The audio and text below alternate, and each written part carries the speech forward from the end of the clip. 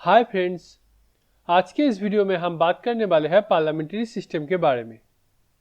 Indian constitution के article 74 और article 75 में सेंटर के और आर्टिकल 163 और 164 में स्टेट के पार्लियामेंट्री सिस्टम के बारे में कहा गया है। पार्लियामेंट्री सिस्टम का कॉन्सेप्ट हमने ब्रिटेन से लिया है। जब इंडियन कॉन्स्टिट्यूशन बन रहा था तब हमारे फाउंडिंग फादर्स के पास दो ऑप्शन था, या तो वो पार्लियामेंट्री सिस्टम को अडॉप्ट कर ले या फिर प्रेसिडेंशियल सिस्टम को। पार्लियामेंट्री सिस्टम था ब्रिटेन में, जबकि प्रेसिडेंशियल सिस्टम था यूएसए में। अब हमारे फाउंडिंग फादर्स ने पार्लियामेंट्री सिस्टम को ही क्यों चुना, इसके पीछे कुछ रीजंस है, जिसमें से पहला है हम लगभग 200 सालों तक ब्रिटेन के कॉलोनी हुआ करते थे, तो ब्रिटिशर्स यहाँ पे पार्लियामेंट्री सिस्टम को पहले ही ला चुके थे। पहले हमारे पार्लियामेंट में भी सिर्फ ब्रिटेन के ही लोग रहते थे, लेकिन बाद में जब धीरे धीरे हमारा फ्रीडम स्ट्रगल आगे बढ़ा तो ब्रिटिश गवर्नमेंट कुछ इंडियंस को भी पार्लियामेंट में आने देने लगे, और आज़ादी के कुछ साल पहले तो पार्लियामेंट में इंडियन का रिप्रेजेंटेशन बहुत ज़्यादा था। तो इसका सीधा सीधा मतलब ये निकलता है कि हम पार्लियामेंट्री सिस्टम से फैमिलियर थे, इसीलिए इसे लाया गया। और दूसरा जो वजह था पार्लियामेंट्री सिस्टम को अडॉप्ट करने का, वो था सोसाइटी का हर एक क्लास का रिप्रेजेंटेशन पार्लियामेंट्री सिस्टम में रहता है। और इसके सिवा हमारे फाउंडिंग फादर्स ने एग्जीक्यूटिव और लेजिस्लेटिव मेंबर के बीच का कॉन्फ्लिक्ट को रोकने की कोशिश किया था, जो कि प्रेसिडेंशियल सिस्टम में बहुत ही कॉमन चीज़ है। जैसे कि ये तो हम सभी जानते हैं कि नरेंद्र मोदी जी हमारा प्राइम मिनिस्टर है, तो यहाँ पे वो एक एग्जीक्यूटिव का काम कर रहे हैं, लेकिन वो वाराणसी से मेंबर ऑफ पार्लियामेंट भी है, क्योंकि प्राइम मिनिस्टर बनने का एक क्राइटेरिया ये भी है, आपको पार्लियामेंट का किसी भी एक हाउस का मेंबर होना ज़रूरी है। अगर कोई प्राइम मिनिस्टर बनते वक्त पार्लियामेंट का किसी भी हाउस का मेंबर नहीं है, तो उनके पास ऑप्शन है कि वो अगले 6 महीने के अंदर पार्लियामेंट का किसी भी एक हाउस का मेंबर बन जाए। तो इससे फायदा क्या होता है, जब भी कोई एग्जीक्यूटिव एक बिल लाते हैं, चाहे वो प्राइम मिनिस्टर हो या फिर कैबिनेट मिनिस्टर्स, तो फिर वो लोग ही पार्लियामेंट में है एज ए लेजिस्लेटिव मेंबर। अब जब पार्लियामेंट में उस बिल को लेकर डिस्कशन शुरू होता है, तो वो लोग अपने खुद के बनाए हुए बिल को सपोर्ट करते हैं, और इससे बिल पास करने में आसानी होता है। पार्लियामेंट्री सिस्टम का एक थंब रूल है, executive is responsible to the legislature.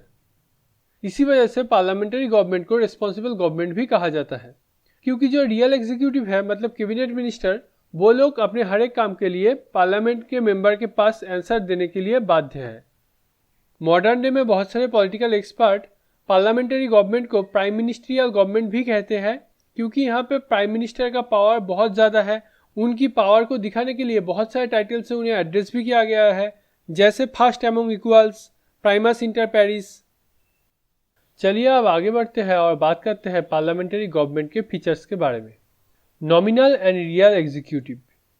Parliamentary government में दो एग्जीक्यूटिव होते हैं। पहला होता है नॉमिनल एग्जीक्यूटिव, जो कि हमारा प्रेसिडेंट है, और दूसरा होता है रियल एग्जीक्यूटिव, जो कि हमारे प्राइम मिनिस्टर है।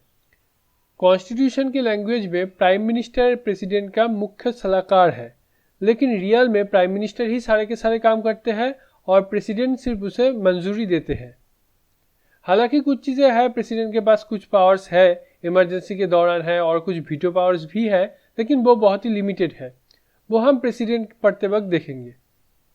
उसके बाद आता है majority party rule.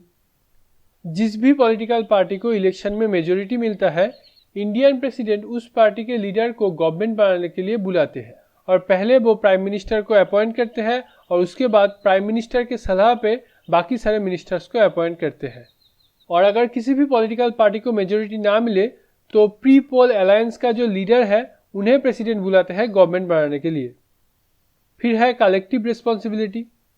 Council of ministers और उन लोगों का हेड, मतलब प्राइम मिनिस्टर, उतने दिनों तक ही सत्ता पे रहते हैं जब तक उन लोगों के पास मेजोरिटी रहता है। मेजोरिटी खोने से उनसे पूरी तरीके से सत्ता चला जाता है। ऐसा नहीं है कि एक दो मिनिस्ट्री चला गया और बाकी रह गया। वो लोग अपॉइंट भी एक साथ होते हैं और रिजाइन भी एक ही साथ करते हैं। और इसे एक्सप्लेन करने के लिए एक बहुत ही अच्छा कोट है काउंसिल ऑफ मिनिस्टर्स से रिलेटेड, जो कि है, they act as a team, they swim and sink together. और नेक्स्ट जो फीचर है वो है पॉलिटिकल होमोजिनिटी, क्योंकि most of the time council of minister एक ही पार्टी के मेंबर होते हैं, और इसी वजह से उन लोगों के आइडियोलॉजी भी सेम होता है, इसीलिए एक पॉलिटिकल होमोजिनिटी बने रहता है। और नेक्स्ट फीचर है डुअल मेंबरशिप। जैसे कि नरेंद्र मोदी जी हमारा प्राइम मिनिस्टर है और साथ ही साथ वो वाराणसी से एक एमपी भी है। फिर प्राइम मिनिस्टर हेड करते हैं पूरा काउंसिल ऑफ मिनिस्टर्स को और देश को चलाते हैं। और जो आखिरी फीचर है वो है dissolution of the Lok Sabha. President prime minister के एडवाइस में लोकसभा को डिसॉल्व कर सकते हैं। चलिए अब आगे बात करते हैं पार्लियामेंट्री सिस्टम की मेरिट्स और डिमेरिट्स के बारे में। देखिए, मेरिट्स और डिमेरिट्स में जितने भी सारे पॉइंट्स हैं वो लगभग हम डिस्कस कर ही चुके हैं, लेकिन फिर भी एम लक्ष्मीकांत में है और मैं नहीं कहूँगा तो मुझे लगेगा कि कुछ कहा नहीं, तो इसलिए एक बार डिस्कस कर लेते हैं जल्दी जल्दी से। पहले मेरिट्स को देख लेते हैं। पार्लियामेंट्री सिस्टम में जो एग्जीक्यूटिव है वही लेजिस्लेटिव मेंबर है, इसलिए बिल पास करने में आसानी होता है, जिसे मैं कुछ देर पहले ही एक्सप्लेन किया। पार्लियामेंट्री गवर्नमेंट को रिस्पॉन्सिबल गवर्नमेंट कहा जाता है क्योंकि यहाँ के जो एग्जीक्यूटिव है मतलब कैबिनेट मिनिस्टर्स, उन्हें पार्लियामेंट में अपने हर एक काम के लिए आंसर देना होता है। किसी वजह से अगर रूलिंग गवर्नमेंट अपना मेजोरिटी खो देता है तो पार्लियामेंट्री सिस्टम में ऑपोजिशन एक अल्टरनेटिव गवर्नमेंट की तरह काम कर सकता है। वो स्टैंड बाई में रहता है और प्रेसिडेंट चाहे तो उन्हें बुला सकते हैं गवर्नमेंट बनाने के लिए। और आखिर में पार्लियामेंट्री सिस्टम में एक वाइड रिप्रेजेंटेशन रहता है पूरा पॉपुलेशन का। ये तो हो गया मेरिट्स के बाद। चलिए अब डिमेरिट्स को भी देख लेते हैं। पहला जो डिमेरिट है वो है अनस्टेबल गवर्नमेंट। जो भी गवर्नमेंट बनता है वो 5 साल के लिए बनता है, लेकिन उनके काम करने के वक्त में अगर नो कॉन्फिडेंस मोशन आ जाए और गवर्नमेंट अपना मेजोरिटी प्रूव करने से फेल हो जाए तो गवर्नमेंट कोलैप्स कर जाता है, इसलिए स्टेबल नहीं है। फिर है नो कंटिन्यूटी ऑफ पॉलिसीज। जैसे कि कोई भी एक पॉलिटिकल पार्टी पावर में आ जाता है तो वो अपने हिसाब से पॉलिसीज बनाते हैं। फिर 5 साल बाद अगर वो पॉलिटिकल पार्टी इलेक्शन नहीं जीत पाता है, कोई दूसरा पॉलिटिकल पार्टी आता है तो वो गवर्नमेंट बनाता है और उन्हें लगता है कि पिछले वाला गवर्नमेंट का जो पॉलिसीज है उनमें से बहुत सारा काम का नहीं है, इसलिए वो उसे आगे नहीं बढ़ाते हैं और इसीलिए पॉलिसीज में एक डिसकंटिन्यूटी आ जाता है। फिर है dictatorship of the cabinet. Cabinet के पास पार्लियामेंट्री सिस्टम में बहुत ज़्यादा पावर है और जैसे कि मैंने कहा है कि पॉलिटिकल पार्टी के पास अगर मेजोरिटी रहे तो वो पार्लियामेंट में अपने खुद के बनाए हुए बिल को बड़ी ही आसानी से पास करवा सकते हैं। हालांकि राज्यसभा है उस बिल को डिस्कस करने के लिए, लेकिन राज्यसभा का स्ट्रेंथ एक तो बहुत कम है, ऊपर से वो बिल अगर मानी बिल हुआ तो राज्यसभा के पास कुछ खास पावर बचता भी नहीं है। 14 दिन के लिए उनके पास आता है वो बिल, कुछ रिकमेंडेशन देना है तो दीजिए वरना मत दीजिए, और जो रिकमेंडेशन वो देंगे वो भी लोकसभा के ऊपर बाइंडिंग नहीं है, वो चाहे तो माने वरना ना माने।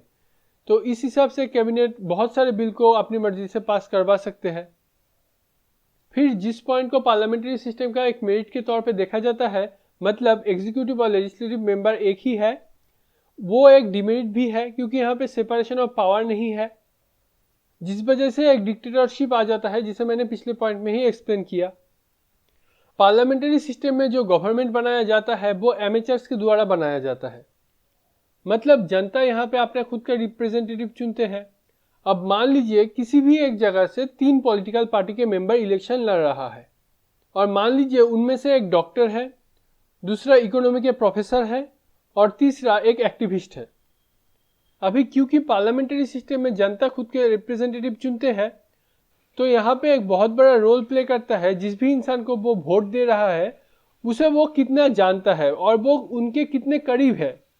तो मान लीजिए जो डॉक्टर है वो उनके काफ़ी करीब है, पास में ही कोई हेल्थ सेंटर में काम करते हैं। जो इकोनॉमिक्स के प्रोफेसर है वो बिल्कुल भी उनके करीब नहीं है क्योंकि वो ज़्यादातर वक्त अपनी यूनिवर्सिटी के काम में ही बिजी रहते हैं। और तीसरा जो मेंबर है मतलब सोशल एक्टिविस्ट, वो इन लोगों के हर एक मुसीबत में इन लोगों के पास आके खड़े होते हैं।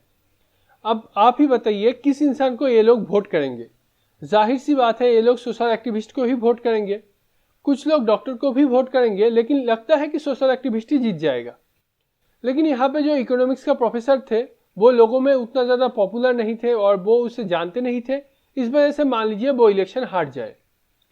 और अभी गवर्नमेंट बनाने की बात आए तो अब जिस भी पॉलिटिकल पार्टी ने सोशल एक्टिविस्ट को अपना मेंबर बनाया था इलेक्शन में, इलेक्शन जीतने के बाद वो उनसे फाइनेंस डिपार्टमेंट देखने के लिए कहें। अब हो सकता है कि वो फाइनेंस के बारे में बहुत सारी चीज़ें जानते भी हो, लेकिन शायद उतना नहीं जानते हैं जो एक इकोनॉमिक्स के प्रोफेसर को पता था।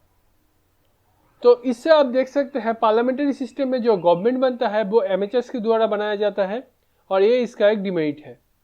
चलिए अब आगे बात करते हैं ब्रिटेन के पार्लियामेंट और इंडिया के पार्लियामेंट के बीच के डिफरेंस को। हालांकि हम ब्रिटेन से हमारे पार्लियामेंट का कॉन्सेप्ट लिए हैं, लेकिन हमारे और ब्रिटेन के पार्लियामेंट में बहुत सारे अंतर है। चलिए एक एक करके देखते हैं। हमारा हेड ऑफ द स्टेट यानी कि हमारे प्रेसिडेंट इलेक्टेड होते हैं, जबकि ब्रिटेन का हेड ऑफ द स्टेट उनके किंग या फिर क्वीन होते हैं, वो एक मोनार्क होते हैं। ब्रिटिश पार्लियामेंट की पावर इंडिया की पार्लियामेंट से बहुत बहुत ज़्यादा है, क्योंकि वहाँ पे जुडिशियल रिव्यू नहीं है। ब्रिटिश पार्लियामेंट की पावर कितना ज़्यादा है इसे एक्सप्लेन करने के लिए एक बहुत ही अच्छा कोट है। कोट कुछ ऐसा है, the British parliament can do everything except make a woman a man and a man a woman. तो इससे आप अंदाज़ा लगा सकते हैं कि ब्रिटिश पार्लियामेंट की पावर कितना ज़्यादा है। उसके बाद ब्रिटेन के जो पीएम बनते हैं वो लोअर हाउस से होते हैं, वहाँ का लोअर हाउस को कहा जाता है हाउस ऑफ कॉमन। लेकिन इंडिया में प्राइम मिनिस्टर लोअर हाउस या अपर हाउस मतलब राज्यसभा या लोकसभा किसी जगह से भी हो सकते हैं। जैसे कि इंदिरा गांधी और मनमोहन सिंह राज्यसभा के मेंबर थे, फिर भी वो प्राइम मिनिस्टर बने। ऐसा कोई भी इंसान जो ब्रिटेन में प्राइम मिनिस्टर बनना चाहता है उसका मैंडेटरीली पार्लियामेंट का एक मेंबर होना ज़रूरी है। लेकिन इंडिया में ऐसा बात नहीं है, कोई भी इंसान पार्लियामेंट का मेंबर ना होते हुए भी प्राइम मिनिस्टर बन सकता है। लेकिन शर्त यह है कि जब वो प्राइम मिनिस्टर बन जाएगा तो उसे 6 महीने के अंदर राज्यसभा या लोकसभा किसी भी एक हाउस का मेंबरशिप लेना पड़ेगा।